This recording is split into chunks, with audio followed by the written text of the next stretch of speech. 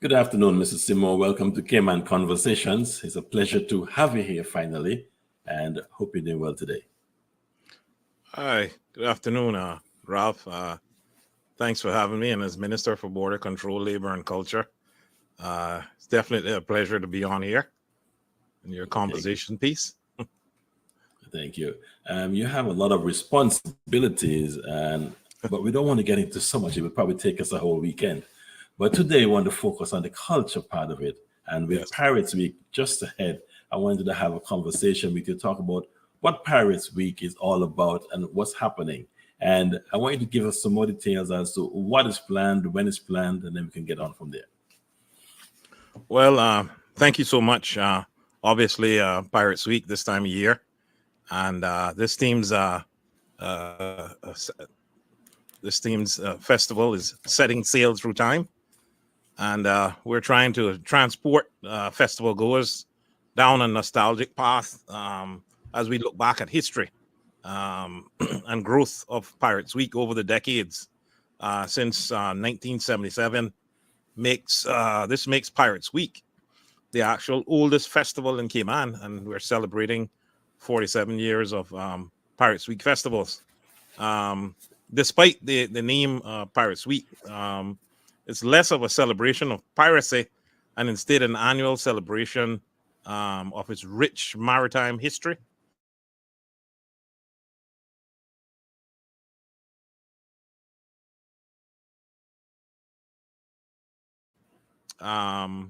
For the Cayman Islands, especially during this time of the year when we have historically witnessed a decline in tourism and one that had been put in place to ensure that we got some tourists here to the island during this downtime.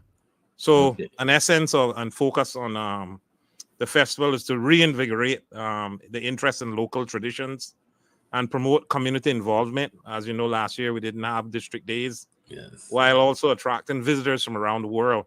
And this is important for us to ensure that we keep Pirates Week on the calendar and to try to promote it and fund it properly so that that persons can see this in a renewed sense of what they used to look at Pirates Week many years ago as, I gotta go, and I Yes. gotta get there. And over the years, we have seen, attendance dwindling down. But we thought that we needed to find a new approach, take it from the ministry rather than the department level, to try to understand every element of Pirates Week down to the district days to ensure that when we turn it back over to any department or that we have a map, a plan that had never been done before in ensuring that Pirates Week remains, vibrant for the people of the Cayman Islands and visitors alike. Okay. Yes, yes, I do remember those days. Uh, when I Yeah. used to look forward, I actually had music, and I was Yes. on a truck every Saturday in Paris Landing, and so we look forward to that, especially the district days, as you mentioned, and that is Yes. now, back on the plan. Mhm. Any special highlights? Any performances that are going to happen during that week? Well, what I want to say is that with the return of the district days, um, you know, persons can enjoy, you know, the local cuisine, arts, crafts, demonstrations, and activities that reflect each district's distinct traditions, and following a first of a kind live drawing in 2024, where we went out and Okay, drew live as to which district would actually get what day. Obviously, okay, Georgetown pulled the Monday the 11th, which is a holiday, and then right, Northside pulled November the 12th, which is Tuesday. Wednesday the 13th is East End. Um, Thursday the 14th of November is West Bay, and Friday 15th of November is Bodden Town. Um, the the fun facts of district days were introduced actually in 1978 after seeing the success in 1977 of Pirates Week. Each district in Grand Cayman requested their own day, and Cayman Brac was also given its special day. The feature was loved by residents and tourists alike, and causing it to become a permanent fixture of the festival. So one of the things this year that we're actually adding is Gimme Story, and we wanted to ensure that you know, Ralph, you remember it started to go in a direction where people only went to districts for food during the day. It was like Yes. whose day it is. Let's go get some All right. food or drive out from work or whatever, and or we get someone to pick us up food. And then it almost like, you know, the day was dead, the night was dead, Mhm. and the district was not lively and vibrant. And Yes. we want to ensure that the day is, you know, that the day is enjoyed, the whole day is enjoyed, and that there's something to do all day long. So we wanted to add a bit of entertainment culture and ensuring that food still remain available. Because what happened, you know, sometimes is that food ran out in the day, Yes. and you know, people That's just correct. went home because they had sold the food. But now we're actually encouraging persons to set up in the day and set up in the night, and try to make this a wholesome experience. Obviously, we got a budget. Pirates Week had never been budgeted. It has always been sponsored through private sponsorship partnership with the government. But I wanted us to understand what it took to actually fund Pirates Week, to do it properly. And we went out and we put a budget together. It's almost some $600,000, and which was very modest for such an event that has such impact on Cayman. And you know, we are learning some things about Pirates Week that probably had never been learned before, in the way that we're doing it from the ministry. And I really want to thank the two persons, Danielle Roberts and Patrice Beersing, who was really doing a great job, along with Kelly Hollins, Rhonda Kelly and her team, and also the comms team from the communications department, Onisha and her team, doing a wonderful job. And there's many other names that I could call, but I want to say they have an amazing team. One that you know, they have a lot, they have good camaraderie, and you know, they meet often with the district chairs, and they're all on the same page. This has never been done before, where the ministry actually went out to each district, or went out to the districts, to walk them through as to what will actually happen from day till night in each district, and trying to help the districts set up and you know, place things in such a way that is attractive and for people to attend, and for people to talk about for weeks to come. You know, everybody loves to brag about their district. Of course. uh, Of course. um, but And just to definitely, step, yes, and just to take you back a bit, just not to disrupt you, mhm. Mr. Man. But I remember leaving work and driving to East End to get that lovely food at East End. The Yes. traffic was really tight, but we made it, and that was, Mhm. we had to give staff time to go to East End to get the food. So on the Yep. food topic, yes, that's so true. We're gonna bring back those things. Now I noticed that you Sorry. have culture as part of your portfolio. Was that your request? Was something you wanted to be involved in? And can you let us know whose idea it was to come up to have the government sort of spearhead these celebrations? Well, it was my idea. I asked for culture. I always ask for the culture ministry because it's a passion of mine, and you know, I love to see our people enjoying and creating their heritage, and I think I have some experience in that field, and I think I can lend a lot of support as to how we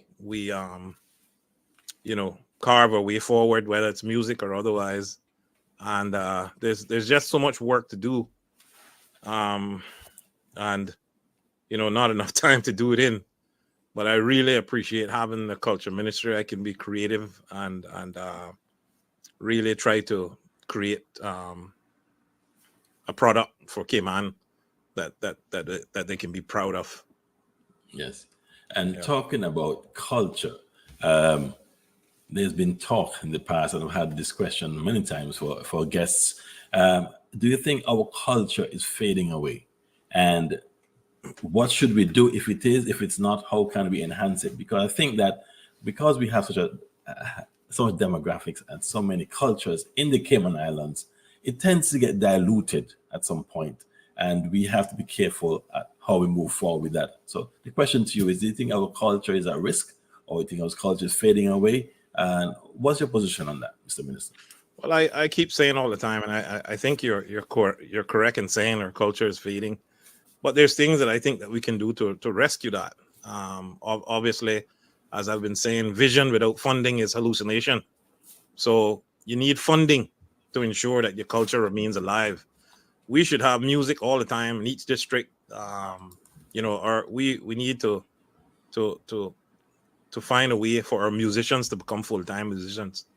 You know, ensuring that our island is full of music and fun and laughter, and whether that's in poetry or otherwise. But we need the government needs to step up and put their money where their mouth is, and fund culture properly. It has never been funded properly. People don't Some people don't see the vision in funding culture properly, but once you fund culture properly, then it doesn't seem like it's lost. It Yes. seems like it's lost because nothing is happening, Yes. because no program is there affording the culture product. So it seems like our culture is lost because we're not doing the things that we used to do. I mean, that's my So, opinion. yeah. So the Mhm. budget that was given just recently of, I think it was 600,000, and there's another Mhm. budget for emancipation during the year. Do you think that those decisions are prudent decisions in order to maintain our culture? Well, when I had culture first, culture and heritage was just one ministry. Now it's been split between culture and heritage, which is there's a difference as I understand it. Heritage is static, culture is fluid, and I I definitely think that we need to both needs attention. But even as it is, my Minister of Culture, if truth be told, we really never had a budget. I had to recreate everything that we have here, including all the work that we did after Heroes Day and everything else. It wasn't budgeted. Obviously, I wasn't a minister for the full 4 years. I've only taken over now about a year, and only getting to realize some of the budget that they passed last year. But Yes. even in that, it wasn't a lot because there were changes in the government structure, and there was a split, obviously, and some of the funding went to other areas. I'm just happy to that the team, my team, the UPM government, um, they believe in me in terms of what I can do for culture, and they've always supported me. They've never told me no in terms of funding that I need to get these programs through, and they see how meaningful these are. Yeah. And there's a biblical saying, I know that you and I relate to this: faith without works is dead. Yeah, And yeah, we could want to have achieved any goal, but without putting the time and effort and the money, like I said, into it, it will never succeed. And yeah. I personally happy to say that the government has a budget to fund these events, because this is so important to have culture. Yes. Hmm. Yes, and we'll just jump into another topic, and it's Hmm. very important, that we speak about these individual things.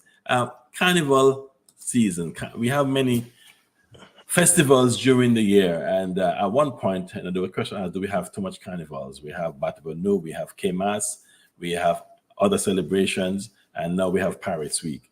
Has it been diluted? Do you think that Cayman needs to have so many festivals? Should we have one festival, or we should keep them separate? My personal view on that is that we're too small to be so splintered, and we should have one carnival. I think we'll make a bigger impact than we think. I think that we can coexist, and there's space for everyone in one. And I think that there's some talks now as we speak that I know of, even since today, that are ongoing in trying to merge a one carnival together. And I think that would be most sensible for the Cayman Islands. I've been overseas and hearing persons asking me which carnival should I attend, and it's really um, it's really sad that it's got to this point. I tried to keep it at one carnival when I was culture minister last time, but hopefully all heads can prevail, and you know, and they recognize that we were just beating ourselves to tatters, and you're going to end up with no carnival one day because they're going to knock each other out. Yeah, because it's not financially viable to have No, 3 or 4 different carnivals in a small country like this. And for planning, no. for if we're catering to visitors who want to travel here, and like you said, they're asking which carnival you go to. They have Yep. a small budget and they can't go to all the carnivals. So it's best to have maybe one. So I totally agree. On the Yeah. on the topic of traffic congestion, last year there were some issues when we are on the same season with traffic in Georgetown. Do you think Georgetown has become too small, or do you think there's not enough roadway, or there's so much cars around to alleviate the congestion that prevents those things from happening? And what is being done to ensure that the smooth running of traffic and so on? Well, if when it comes to the actual event itself, if we're talking about Pirates Weekend, otherwise, we actually have the police on the committee that's working really fine, really well, and also we have the Georgetown revitalization team on the committee also. So we have made a real effort and ensuring that all areas are covered, and you know, there's no stone unturned with the cohort of persons they have on the committee. We tried to cover all areas. We feel that we have that under control in terms of the plans that have been set out. But before we go, I wanted to let you know that the elements of a district day is music, food, entertainment, and normally we had dwindled ourselves down in recent years to just food, and now we're ensuring that each district has a unique opportunity to focus on a band of their choice, whether it's a band from that district or otherwise. Plus, I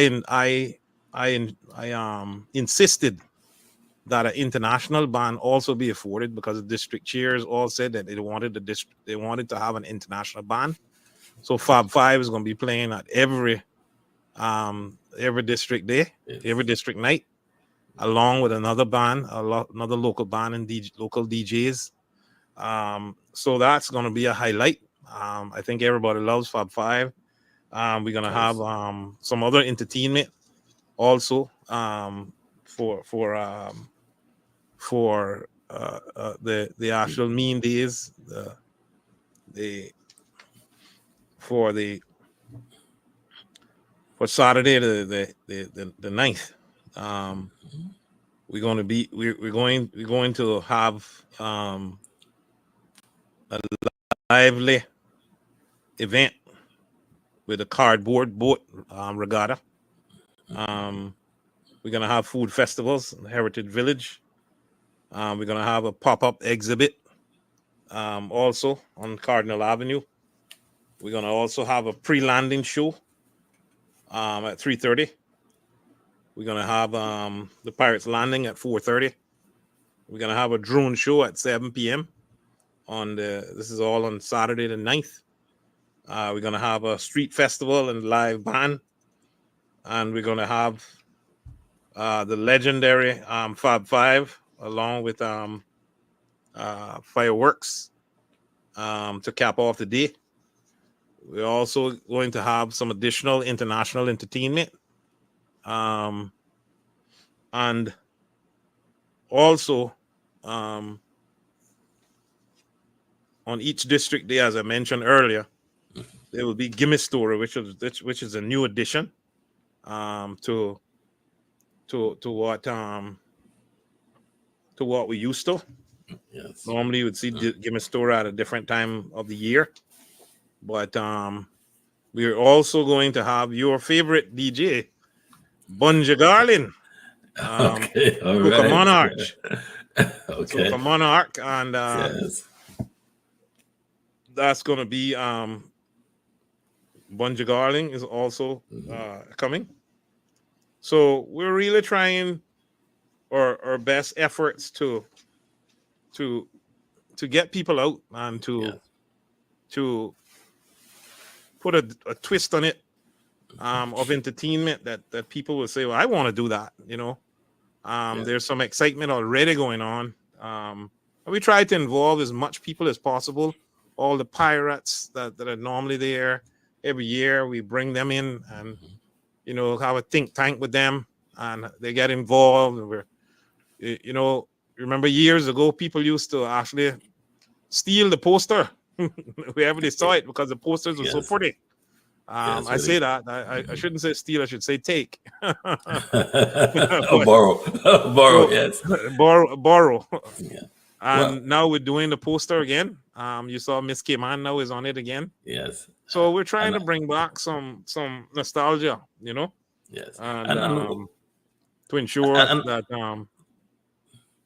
that people enjoy this Pirates Week. And what I will say is that from what I'm hearing is that there's so many things that we learned from the past that will actually make this operation or this event good again. And you're bringing it back. And that's what we're learning from the past. With such a wonderful lineup of artists and events that's going to happen during the upcoming Paris Week, how are you promoting this? How can people know more about this? What kind of information, or where can they get information? I've seen some of the posters in gas stations, and of course, you know, you're here doing our interview. Is it going to happen in the next couple of days so that we can get the information out to all the people? Because it's one thing to plan a great event, but if nobody knows, or if not enough people know, then, you know, it kind of defeats the purpose. So how are you trying to get the information out? And that's true. And this is the first time that GIS has come on board full time. So they're on board full time. I've never seen it like this before. So definitely our comms team is very strong. They're actually on the committee, and they actually co-chair the committee. So definitely we're getting it out. We're all over the place. We're on Facebook. We're all over the internet. So definitely different approach this year. And we feel we're going to reach our targets. We feel the buzzing already. Great. Excellent. What's the future for Pirates Week? Is it going to stay part of your ministry, or the ministry? Is it going to continue with the district days? In your crystal ball, what do you think the future of Pirates Week should be for the Cayman Islands? Well, I think the future of Pirates Week has to kind of get back to, as I tell people all the time, there's no way in the world that the Cayman Islands would be so neatly placed between Jamaica and Cuba and never have experienced pirates. Especially with so many turtles and sea life around our island, as it was in those days. that would have been a place where they would have this would have been a place where they would come and get fresh water and food. Correct. and hide out a bit from everyone else, you know. So I see Pirates Week kind of clawing back. I mean, they always tell you don't go back, but I think going back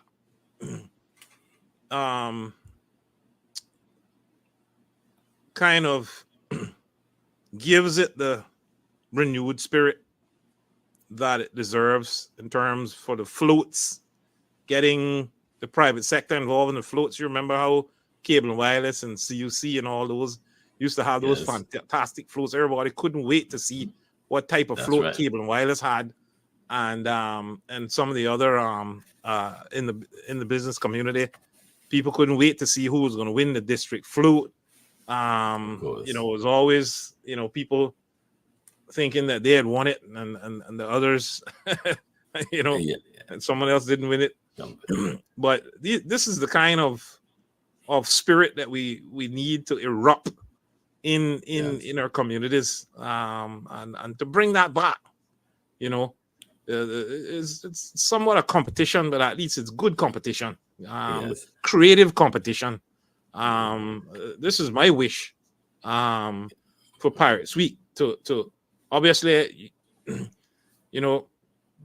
we had to take stock and try to do as much as we can with the time that we have, and trying to build a float. I know what it is to build a float, and to navigate that, and to get a truck to put it on, and it's a lot of work, Yes. and it's expensive also, and sometimes we get the prison to help us build our floats and so forth, and you need to design it, and then you need to carry out the work. So that's what I see in my vision for Pirates Week. Borden Town, I would really like to see us get back to the shutting the road down, and doing that again with the lights Yes. up there, nostalgic, so we can show our children, what we experienced. I want to see John Canoe come back out inside of Pirates Week and reinvigorate that and tell the story on that, so people can understand why it is that we used to hide under our beds from John Canoes in the 70s. Yes. And this was one way that our parents could get us to behave ourselves. When they say, I'm going to call a John Canoe on you. Yes. And one thing you said, and another friend of mine said the same thing. We can't change history. No. History is what it is, and we have to embrace it and bring it back when we can, so we can teach history, because we can't go forward unless we know where we came from. Not that we want to be pirates today, but it was part of our history. That was how we became where we came today. And also regarding that, having the Pirates Week in the street, I guess when we get the bypass to the other area, that will allow us to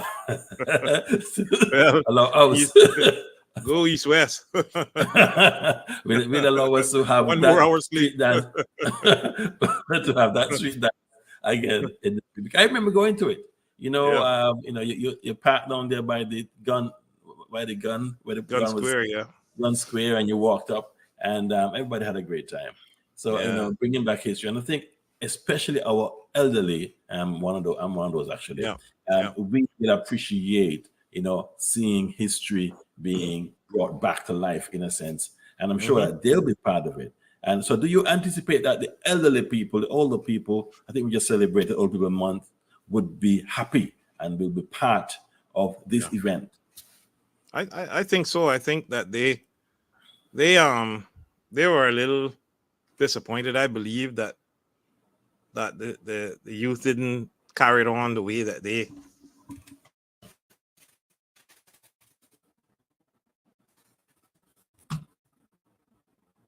did, and they wanted to see the dancing and the music and everything else. I can remember seeing those old people dance.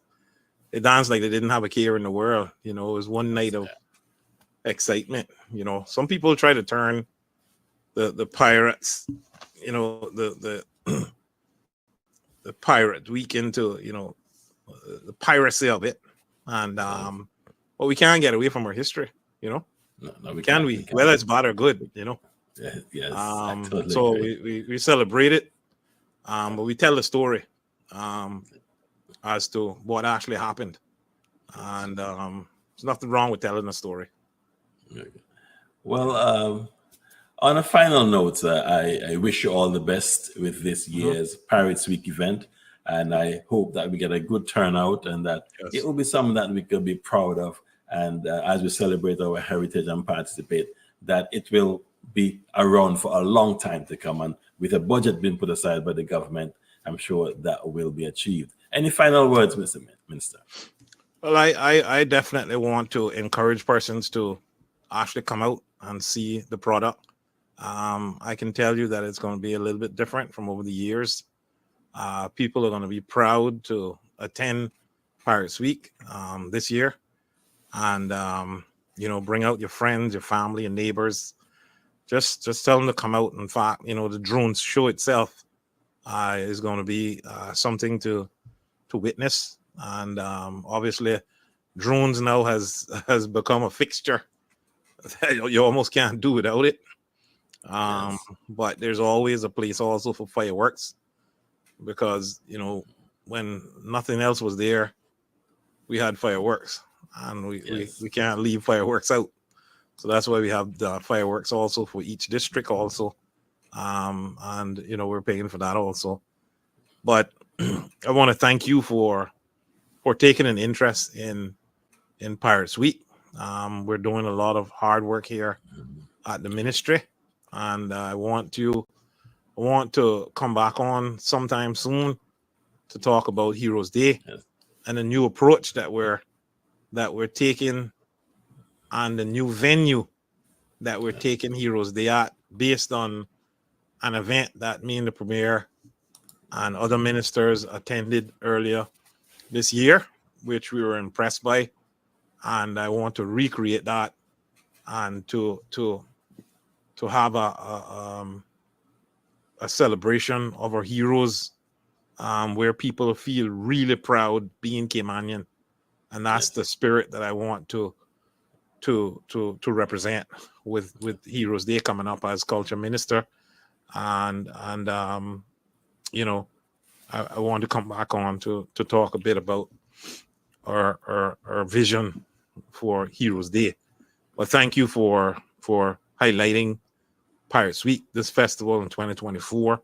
Our theme is setting sail through time, and where we go down this nostalgic path of looking back at history and the growth of Pirates Week over the decades. I thank you very much, and God bless. And thank you to Mr. Minister, and I hope to see you sometime while we talk about other things, culture. Have a good evening. Bye-bye. Bye. Red light. Yeah.